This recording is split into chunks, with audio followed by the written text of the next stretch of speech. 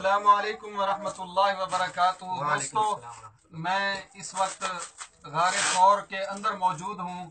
میرے ساتھ میرے چھوٹے بھائی مولانا شفیق الرحمان شاذلی موجود ہیں، اور ویڈیو بنانے والے ان سے میرے چھوٹے بھائی تیسرے نمبر کے قاری محمد عمر فاروق صاحب ہیں۔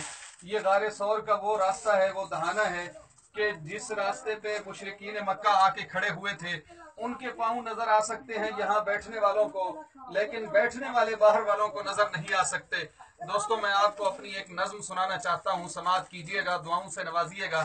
ایک شب تار ہے اور ایک غار ہے، ایک شب تار ہے اور ایک غار ہے، جس میں صادق ہے ایک اور صدیق ہے، ایک محبت ہے اور ایک حبدار ہے، بے پناہ پیار ہے، زانوے یار پر یار فی الغار پر دولت دو جہاں جلوہ پیرا ہوئی، فیض فرما ہوئی، لیکن اس غار کے کونے کھدرے میں موجود ایک سانپ سے یہ تقرب کا منظر نہ دیکھا گیا۔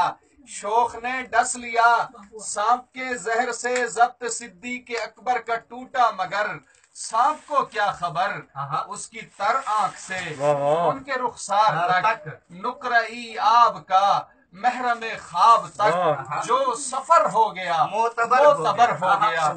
اور اسی طرح کے دو تین شعر اور ہیں۔ خود اپنا بوجھ بھی اس کا ٹھکانے لگتا ہے، وہ جب کہ بارے پیمبر اٹھانے لگتا ہے، وہ اپنی گود میں لیتا ہے دولت کونین اور اپنا سویا مقدر جگانے لگتا ہے۔ صحابیت کی بھی معراج ہونے لگتی ہے جو غار ثور میں صدیق آنے لگتا ہے۔ اے اللہ، سیدنا ابو بکر صدیق کی تمام قربانیوں کو اپنی بارگاہ میں قبول فرما۔ اے اللہ، ان کے طفیل ہم سب کی بخشش فرما۔ اے اللہ، جتنے دوستوں نے زیارات کے موقع پہ دعاؤں کے لیے یاد کرنے کا کہا تھا، اللہ ہم آپ کی بارگاہ میں دعا کرتے ہیں، سب کی نیک حاجات نیک ارادے پورے فرما۔